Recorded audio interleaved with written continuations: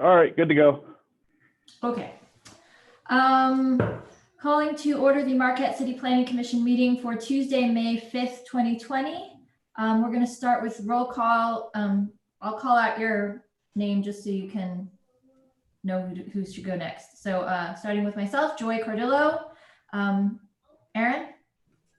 Present. Here. Aaron Andrews. Eric Brooks. Eric Brooks, present. Michael Larson. Michael Larson, present. Michael Dunn. Michael Dunn, here. Tony Ruiz. Here. Sarah Middlefelt. Here. Jessica Coase. Here. Wayne Primo is not present. Is that correct? Not right now. He's going to get his son to come over and help him. Okay. Technical difficulties for Wayne. Okay. Are there any comments on the agenda? Do we want to have a motion to approve the agenda? I have one piece of correspondence to add under the case for 100 Genesee Street. Okay. Aaron? Motion to approve with said changes. You get a Second.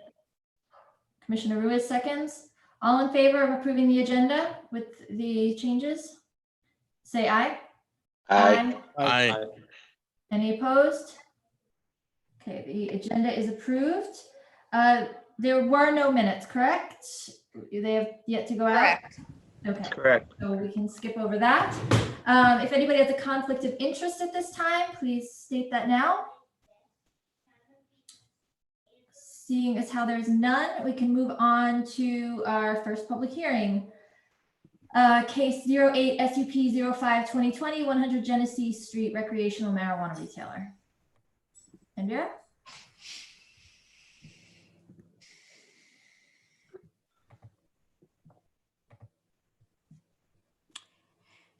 Staff has reviewed the special land use permit for a marijuana retailer at 100 Genesee Street. Attached to the agenda packet was the staff file review and analysis. Please note that we are recommending the condition of approval that amended plan is submitted to meet staff comments, including them having a discussion with the city arborist to amend the landscaping plan per the arborist's suggestions. Currently, the landscaping plan that they have provided would meet the land development code, but per the arborist, basically the room there won't be able to sustain those plants. So they will be bringing the site more into conformance, just not all the way into conformance.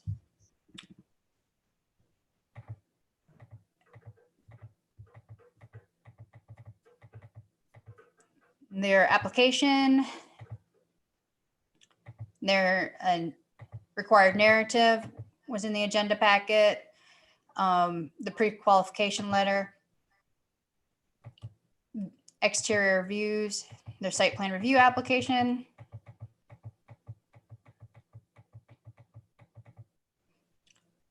and staff comments. And then their response to that. The area map, the parcels outlined in blue. And as you can see, this parcel has 3 fronts. Photos of the site. And the site plan set.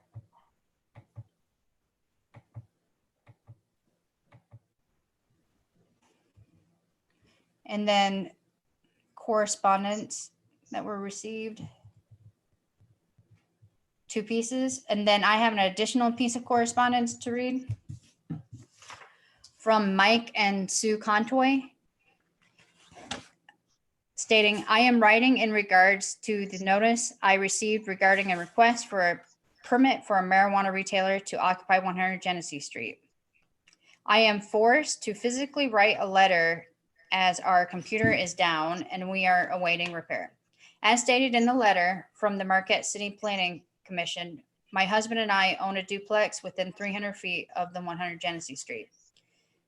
We are both very disappointed to hear that there is a possibility that a marijuana retailer might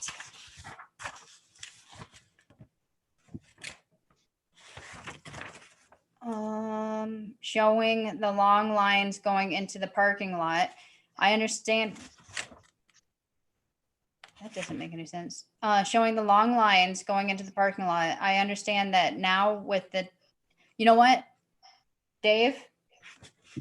I think you're gonna have to go to my inbox. Sorry about this, guys. I think it's missing something. Like they wrote something on the back of the thing, but not with everything else. Sorry. No problem.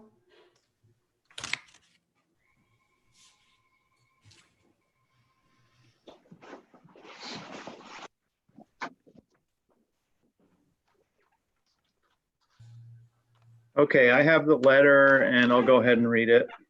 Okay, so I was at the bottom of the first page. It says over. Okay.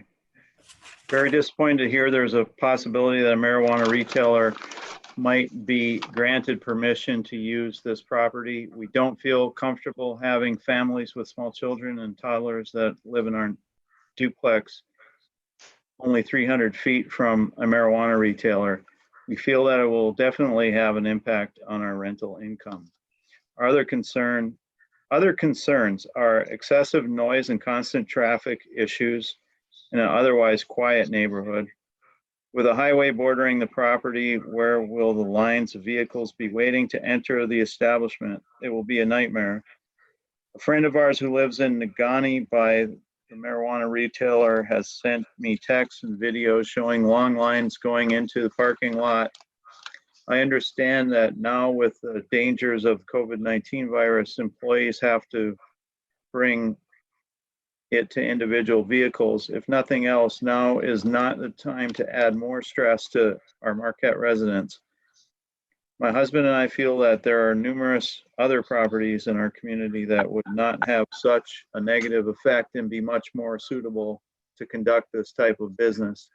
Because we are unable to attend or view the May 5th public hearing, we would very much appreciate being notified of any decisions or future meetings regarding this matter. Thank you, Sue Contois and Mike Contois. And that was it for correspondence. Did you guys have any questions for staff? Anyone? Okay. Do we have any public testimony? Is anybody here on behalf of this? Or I'm sorry, do we have the applicant here? It looked like Tony had a question for staff. Oh, okay. Sorry. No, actually, I'm gonna hold off on that question. I take that back. Okay. So I'll let the applicants in then. Yes, please. Okay.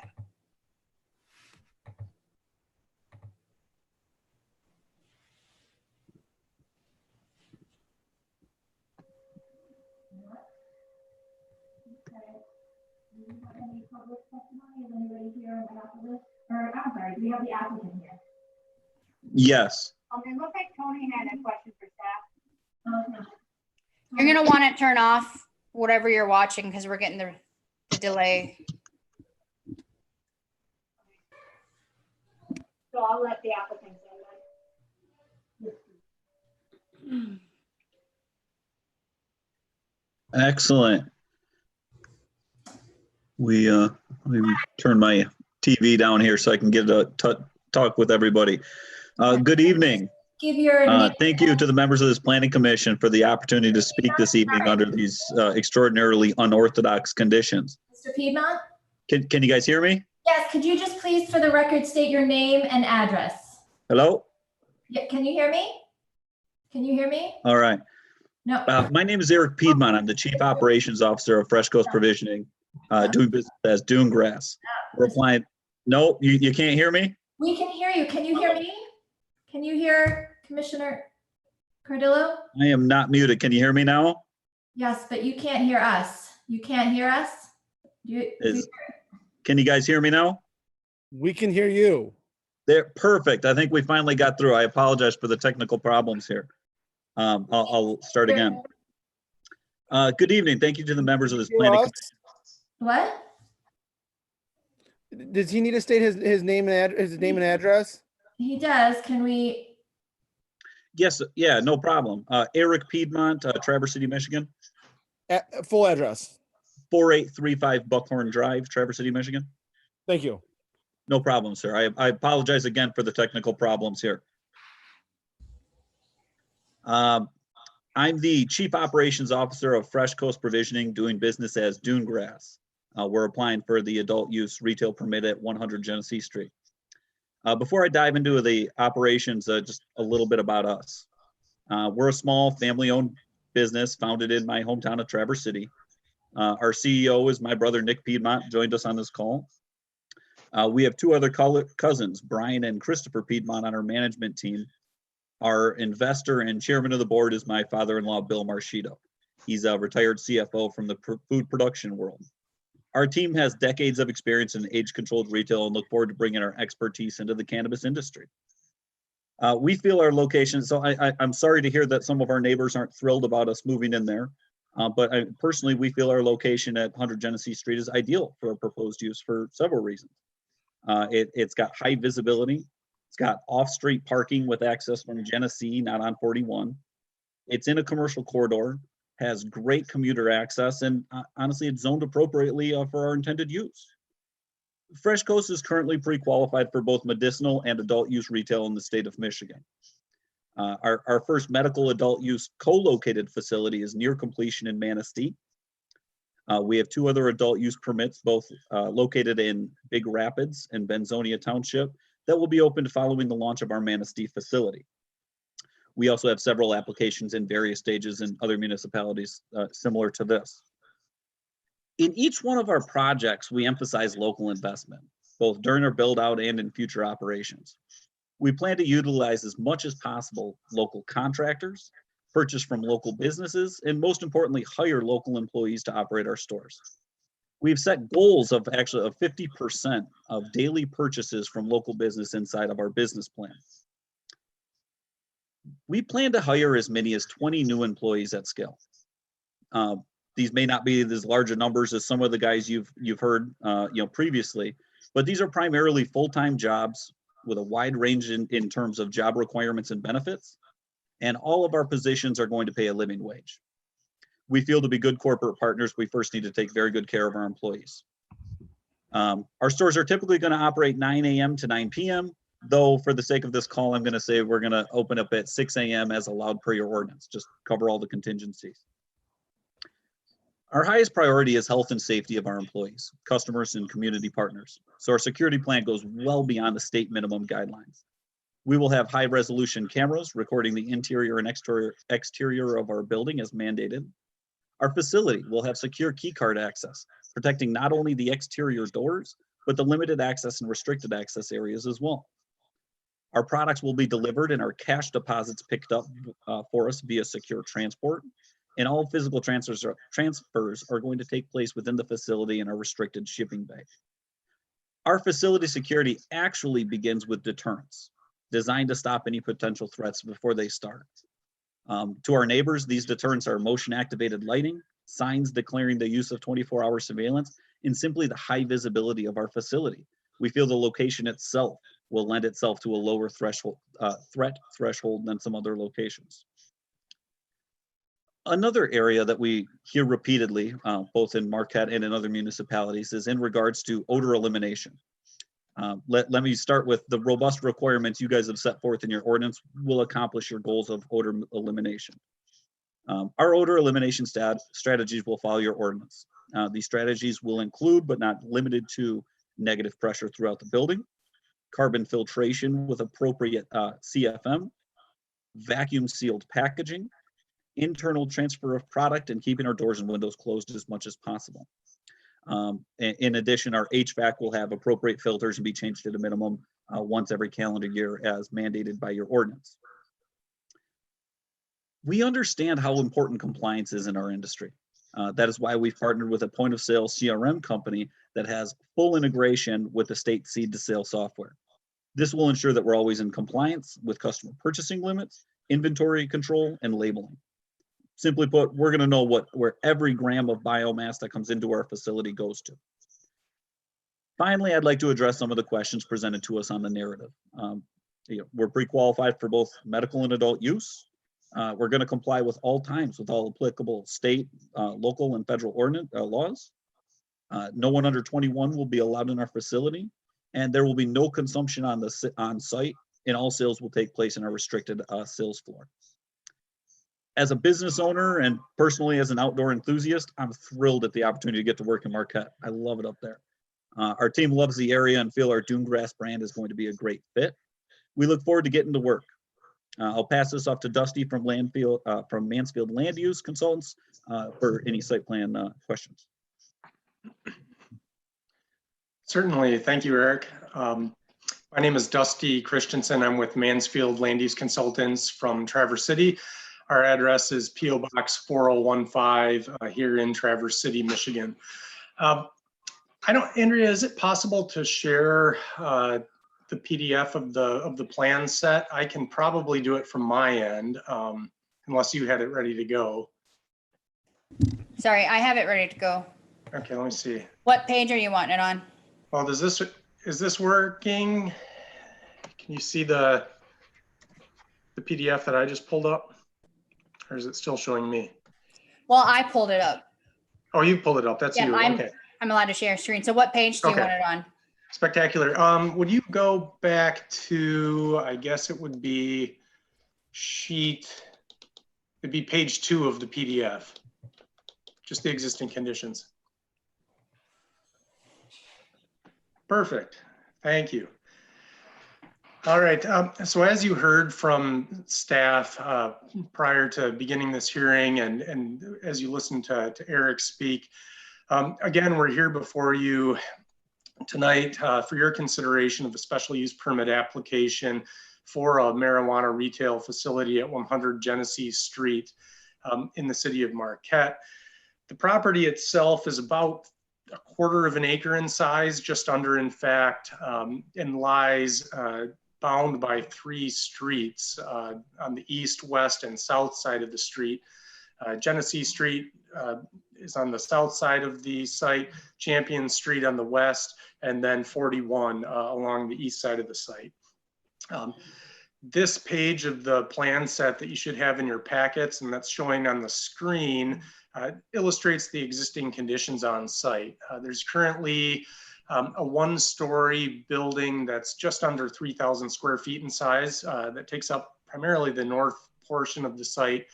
And then everything south of that building is existing concrete, existing pavement. There is a curb opening that allows vehicular access into the parking lot off of Genesee Street. And currently it's very wide and covers almost the entire southern portion of the property. Can you go to the next page, Andrea? Yep. Oop, next one. Next one. Excellent, thank you. This is our demolition plan, and the areas within the heavy black dashed lines with the hatch pattern across them are areas in which we are proposing to remove the existing pavement on site to facilitate the incorporation of site elements that are required through your zoning ordinance. So you'll see that we're maintaining kind of a central strip of the parking area to accommodate the necessary drive lane as outlined within the ordinance, and the required parking that within the ordinance as well. The remainder of that paving will be removed to the extent that it's shown on the plan here, to include things like snow storage areas, stormwater retention basins, and landscaping as required by the zoning ordinance. Next slide, please. And this is the proposed site plan, sheet C 4.0 in your packet. As you can see, we're maintaining the existing footprint of the building on site, so its overall size will not change. And we're maintaining the portion of the paved area to the south of that building to accommodate a central drive lane off of Genesee Street, centered on that existing curb opening that exists on the south side of the site. We've removed pavement on the west side of the parking lot for a snow storage area, and then on the east side of the parking lot for a small retention basin to accommodate stormwater that flows off of that existing parking surface. You'll see that we've included ordinance necessities such as a loading zone. We have the building code mandated ADA parking space and loading zone, as well as some bike racks near the main entrance, which is on the southeast corner of the building as it exists. Additionally, there's a connection to the sidewalk out to that runs along 41 on the east side of the site. So there's pedestrian connectivity from the main entrance of the building out to the sidewalk on 41, as well as out to the sidewalk on Genesee through the parking lot. Next sheet, please. Okay, this sheet illustrates our proposed landscape plan for the project itself. And essentially the intent of the landscaping shown here is to comply with the ordinance standards that are in place for this type of a use in this zoning district in this location. We did our best to accommodate the standards of the ordinance, and I understand that you've had a chance to review the comments that have been provided by city staff, specifically the arborist and engineer, that had some questions about the landscaping, and we're perfectly happy to discuss those with you here this evening.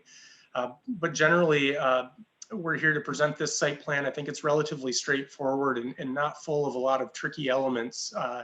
Again, we've included site amenities that are required by the ordinance, and we're reusing an existing one-story building for the proposed special use of a marijuana retailer. Without anything to add at this point, I'd be willing to mute my microphone and remain available for any questions that you may have or any discussion that needs to happen at this point. Thank you, Mr. Christensen. Do we have any questions from our commissioners for either Mr. Piedmont or Mr. Christensen?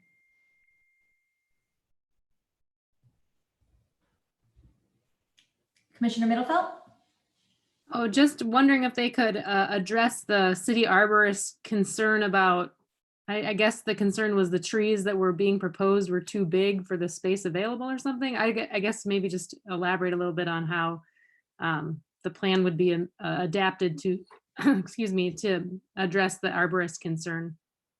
Certainly. The concerns that the arborist brought up involved the species of tree, which is an Armstrong maple, shown on our plan. It's a cross, a hybrid maple tree, a cross between a silver maple and a red maple, and does well in urban locations, and actually has beneficial characteristics of both of those trees bred into it. By its nature, it has a slightly narrower crown than those typical maples, but the arborist comments were focused on the number of trees shown on the site being too high, and that the concern that eventually those trees would grow over roofs, parking, and into each other and create a leaf fall maintenance problem.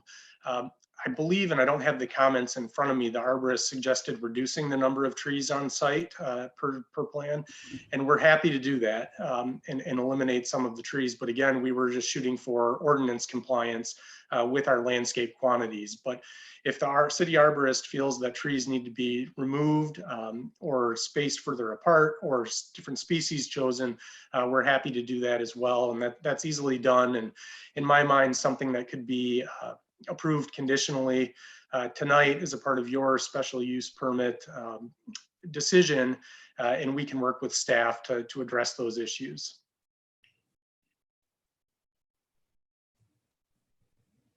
Any other commissioners have questions? So to follow up with the arborist side of things, oh, I apologize. Go right ahead, Commissioner Larson. They seem to indicate that some of them were in the MDOT right of way. Is that still the case on here, or would those be shifted to be moved out of the MDOT right of way? Yes, as you see, if you look at sheet C or L 1.0, it's the last sheet in our drawing set. The trees that are on the east side of the site along 41 are actually within the MDOT right of way. Oh, thank you, Andrea. They're just over the property line. And the arborist comments just made mention of the fact that the planting of those trees within the right of way would need to be coordinated with MDOT and permitted by MDOT prior to their planting. There is some room where we can pull those trees back onto the property line or just over the property line so that they would be on site. But as a street tree requirement in the ordinance, our goal was to keep those trees close enough to the roadway that they provide the benefits that you're planting street trees to accomplish. And the proximity of the trunks to the road to help visually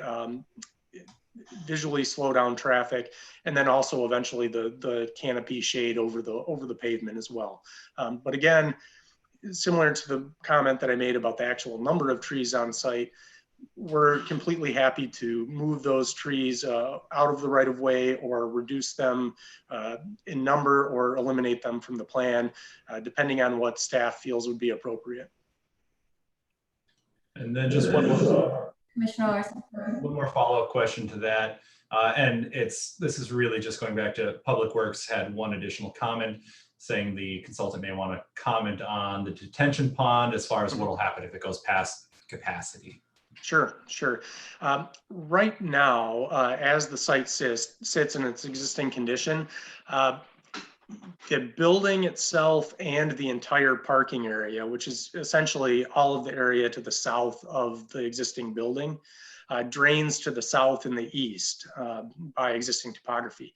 That stormwater that results from those impervious surfaces runs into the existing streets and hits the municipal stormwater system through the catch basins that exist there. Basically, the intent of our basin was to provide its location in the southeast corner, which is generally the lowest portion of the site, to accommodate stormwater coming off of the parking lot. Even though it has been reduced in size, there is still stormwater coming off of it.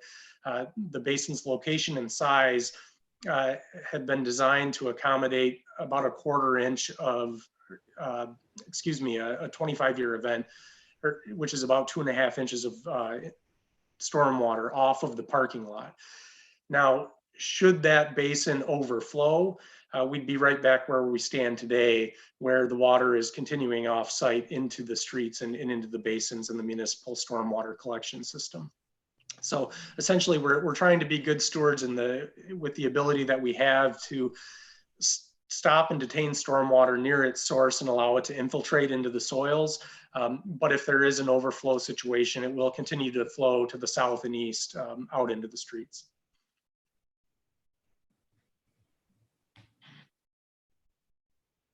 Any other commissioners?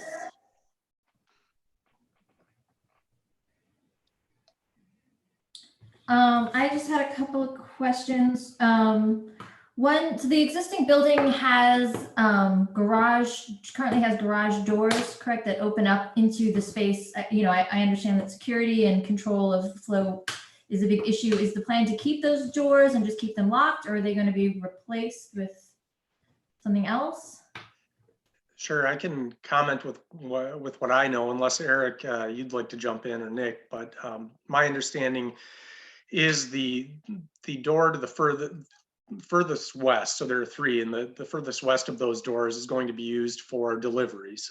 So essentially there's a loading space in the parking lot. Deliveries will come out of small trucks and vans there and be wheeled into the, you can see it as it's labeled as the shipping and product transfer room on the PDF that Andrea just pulled up.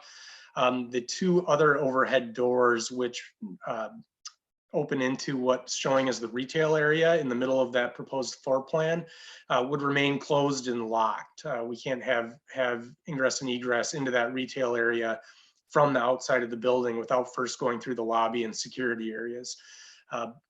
This has been something that we've talked with Andrea about in the past. Should it be determined that those doors are going to go away and be replaced with filled-in wall sections or just solid windows, we would have to have a facade change review at the city staff level prior to those facade changes being made. But my understanding, unless Nick or Eric can correct me, is that those doors are going to remain down and locked. Okay, and then just follow my second question also kind of dives into that, which is that in the site plan, you're showing your loading spot, your minor loading area. I understand that it's smaller than required, but I think we've all been educated that you're typically dealing with vans and not trucks. Correct. Which I understand. My question is, it's very far away, and I'm guessing you don't want to be sort of hauling your product, because security is such an issue across even your own parking lot. Is the reality that you're probably just going to be delivering to that parking space closest to the building, which is also closest to that loading door that you're describing? I'll take that one, and that is correct. But more than anything, we'll actually only be delivering during off hours. So all of our deliveries will be, correlated around hours in which we won't have additional cars in the parking lot, and customers coming and going. So it should minimize the traffic around and minimize the security threat. Okay. But you are correct about the vans and the small trucks doing the deliveries. We won't have a semi showing up there. Okay. Thank you, and thank you for the very clear and easy to read drawings. We appreciate that. Does anybody else have questions for our applicants before we move on? Commissioner Middlefeld, you're on mute. Yeah, curious just to know, you mentioned in your introduction of the business model, 50% local employees, or I don't remember the exact phrasing of it, but I was just curious to know where the product is sourced from. Like, will there be grow operations that you're sourcing from within the area? Is this part of a larger business plan, or I'm kind of curious because this is kind of a new thing for all of us to figure out how does this work. So. Sure. So we plan to do 50% of our daily purchases. So, business expenses, things like that we'll need to actually operate. In terms of product, we do have a goal to source the product that we'll be selling as close to our facilities as possible. There's obvious, economic advantages to not having to transport it, extended distances. So to that effect, we do have some relationships with, cultivation facilities that should be coming online in the UP in your area. As of right now, our partners in the area are not up and running, and we don't have access to that product yet. So our goal is to localize our supply chain as much as possible around each one of our facilities. Hopefully that answers your question. Yeah, thanks. No problem. Commissioner Ruiz. Because traffic and parking, I think, I believe to be the two biggest concerns from the local community. Have you guys given any consideration to what you're gonna, maybe a contingency plan or something that you can put into place, given maybe on higher volume sale days, like April 20th or something, where you guys have or special sales where you're going to have a more volume of customers coming through? So, I mean, your question is in regards to traffic flow and controlling the customer ingress and egress to the property? Well, I mean, that's part of it. The other thing I'm concerned with is, the parking lot there is a certain size. I don't know how many off the top of my head. I have to go back and look at the plan and remember how many spaces you have, but you're not going to want your customers to park at the bar that's right across the street there. You're not going to want your customers to park at Cal's across the street, or, other businesses parking lot. That's going to be something that obviously you're going to want to have a very neighborly, cohesiveness with you're going to want to have cohesiveness with your neighbors. So I just was wondering, like, how do you guys plan to try to thwart those issues? Excellent question. Thank you for asking. On high volume days, what we are going to do is push a online to offline, business model, where we'll be asking and trying to flow a lot of traffic through our website. So essentially, customers will be able to go online and see our current inventory at our location and actually put in their order. And then we'll put in they'll get a fulfillment, indication from us, at which time they then show up, they can go into our secure facility, check in, right, just like everybody else. And then their product's already going to be bagged and ready for them. They walk back in the secure area, they pay, they get handed the bag, and they're out the door. So we do have, our background in retail does give us some advantages in terms of expediting our customer throughput, should we need to. We've Like going also to the just, walk-in pharmacy. excuse me, sir? But like going to like a pharmacy that's got online ordering. Precisely. It takes a lot of the stress off our employees and allows our customers to get in and out as quick as possible. We've also talked about the possibility of doing appointment windows where an individual will essentially lock in, hey, I want to come in at 2 o'clock or whatever. They show up and then they have an allotted amount of time with a specific customer service rep of ours to walk them through, all designed around controlling customer flow. To your point, we want to be good neighbors. We have no, we don't want to frustrate the parking situation of the businesses that surround us. And there are things that we can do to expedite the customer process and make things easier for our neighbors. Now you mentioned that your customers would be coming in to pay for their product. Are you able to do any type of online payment or online ordering through your system? Well, we are currently working on that. I don't need to delve into the nuances of my industry too deeply, but the banking situations in my industry are a bit more complex than most businesses. We do plan to have the availability for full online e-commerce, not shipping, of course, but being able to take the order and the payment over the computer. Hopefully by the time that we're operational in Marquette, we'll have those abilities. As of right now, we don't, so I don't want to promise on something I can't deliver on. Thank you.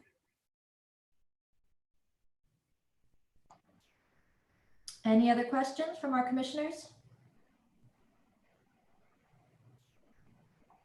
Joy, Yes. I just like to add to something to what Tony his question there, and that is that I think it's going to really be important if this gets approved, that these guys do reach out to the neighbors around them there and get to know them, because almost certainly you're going to have customers parking in those parking lots adjacent to you. With that, you're reducing the number of parking spaces that are on the site now to meet the standards, and it's almost going to be inevitable. And in situations like that, even with our most popular businesses in town, the breweries, when they get overflow crowds that go into the neighboring, not everybody's happy about that. Not everybody's amenable to it. And it's caused a lot of conflict. So I just would put that out there, that the more work you can do up front to try to smooth things over or make some arrangements with people that are right around there, the better it's probably going to play out in the end, because you definitely don't want your customers getting into fights with people. Parking is just such a coveted thing, and a lot of those businesses around there don't have a lot to start with necessarily. So that's my 2 cents on that. Thank you for your notes on that. The last thing I'd like to talk about, in regards to, getting customers in and out, is we've had internal discussions, extensively about how to incentivize smart commute options, such as bike and walking to our facility. Not necessarily to solve, specifically this problem, but those solutions will, dovetail into some of the conversations that we're having now. Commissioner Ruiz? Just going off of that, I mean, have you thought about incentivizing your customers at all to doing online ordering? I don't know if you may have mentioned that, because you're not prohibiting people from still walking in. You're going to be doing both, which will eliminate it. But I'm assuming there's still going to be the online ordering system with the foot traffic off the street. A suggestion would be, a thought would be to incentivize with, whatever discount you could provide to an individual who's doing online ordering to push it that way. That's just a thought. Obviously, your business model, but I agree with Mr. Stensis that parking is going to be your biggest hurdle, I think. I agree, and I love the idea about incentivizing online to offline purchases. Anything we can do to streamline our model and and be a good neighbor to, to the businesses around us is something that we'll take under consideration. Absolutely. Anyone else?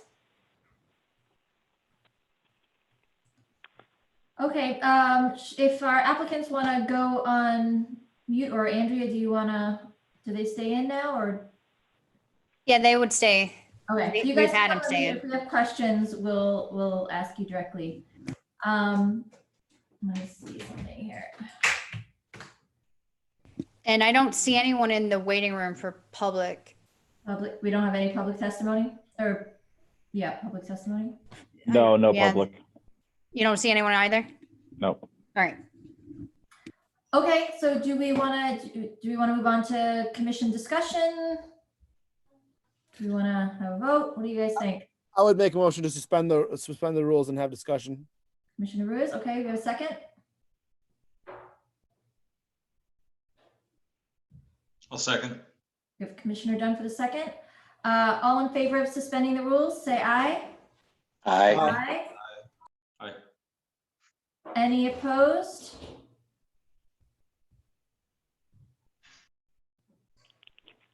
Okay, I think that passes. Just make sure, everybody, that you're off mute when you vote. Okay, Commissioner Ruiz, I'll start us off. I think that the presentation was wonderful. I think that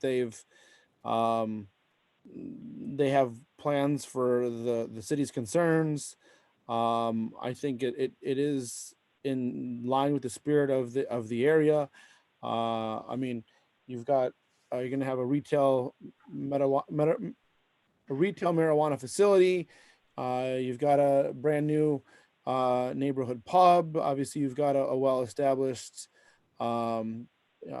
convenience store that's right there, and other foot traffic, other buildings, the compounds there, other things, and I do think it would continue to add to that area of South Marquette. Once again, I think that the commission should look, because this is a special land use permit, the commission should look long and hard at the parking issue. That's, I think, the biggest concern. Okay. Commissioner Dunn, did you want to speak to this? No, from what I'm seeing, it looks like it satisfies all of the standards to me. That being said, I do share the concerns about parking, but I'm not, it satisfies the parking requirement, so I'm not sure what we can do about that. So yeah, that's where I'm at. Okay. Anyone else have thoughts on this? Any concerns?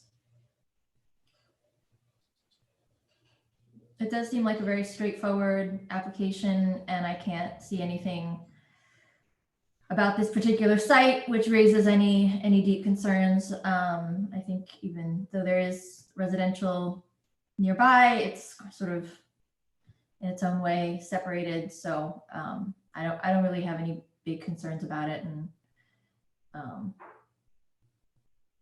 so I can't find any reason why not to approve it. Do we need to include anything in a motion regarding the arborist, or is that baked into the sort of meeting staff comments? I think it's baked in there. It is, okay. My condition of approval statement I have in there. It is, okay. Yep. Thank you. Eric is laughing at my pun. It's baked in. I'll go ahead and make a motion then, unless other people want to keep talking. Well, Okay. I have one other comment, if I can. It sounds like that this is going to get approved, so I'll just put it out there. But I think that I'm hoping that the owner and the operator pays attention to the notes, item number 5, 54.1403, item number 5, and the operations. In regard to the operations not becoming a nuisance, I hope they take that to heart and keep those residential properties in mind to prevent this from becoming any kind of a nuisance to any other neighbors.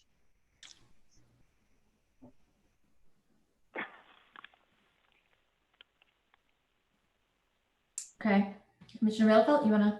Sure, yeah. After review of the site plan set dated April 1st, 2020, with supplemental documentation and staff file renew analysis for 08-SUP-05-20, the Planning Commission finds that the request meets the intent and requirements of the Land Development Code, section 54.1403, 54.1402, and 54.628, and hereby approves 08-SUP-05-20 as presented with the following conditions.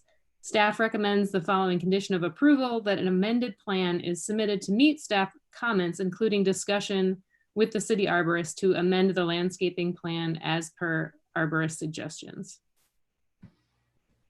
I second the motion. Commissioner Brooks seconds the motion. Okay, I'm going to do a roll call vote, so I'll call your name. Commissioner Andres, Yes. Commissioner Brooks, Yes. Commissioner Larson, Yes. Commissioner Coase, Yes. Commissioner Dunn, Yes. Commissioner Middlefield, Yes. Commissioner Ruiz, Yes. and Commissioner Primo. Do we have Wayne? Yes. And I vote yes as well, so the motion passes. Thank you, guys. Thank you so much. We Thank- appreciate your guys' time tonight.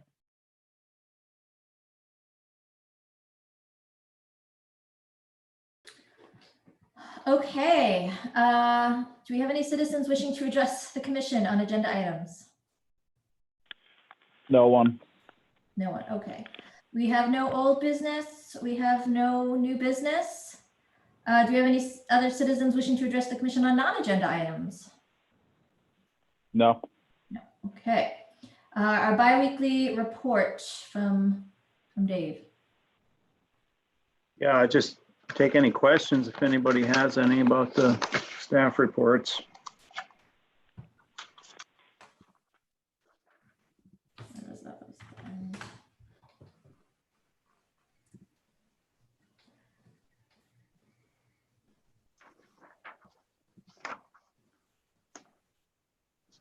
Any comments on that? Okay, we have no work sessions, correct? So we can move on to commission and staff comments. This meeting's going to make up for last week. Any commission or staff comments?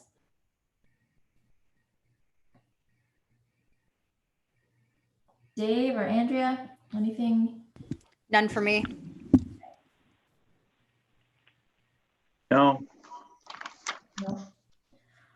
Okay, well, then this meeting is adjourned. okay, thanks, everyone. That was a record. Good night.